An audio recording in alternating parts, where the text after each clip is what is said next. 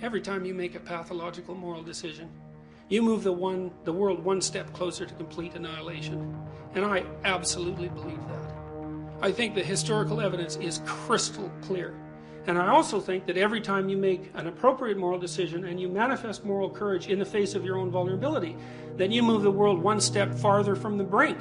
That's the case for every single person.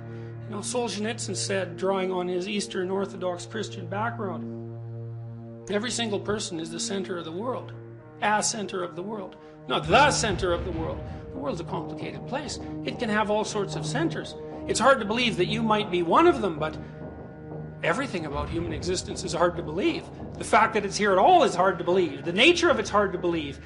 Everything that human beings does is so ridiculous and remarkable that it's like it's a consistently and constantly unfolding miracle. The idea that each of you might be a center of the cosmos in that infinite admixture of ridiculousness and absurdity is hardly more than one more ridiculous thing to swallow.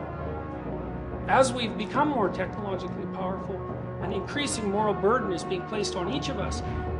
It matters to the destiny of the cosmos whether or not you get your moral act straight. And I don't mean that in a trivial way.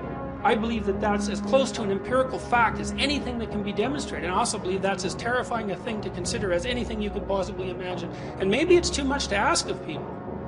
But you know, our great religious traditions do continually remind us that inside every human being there's a spark of divinity.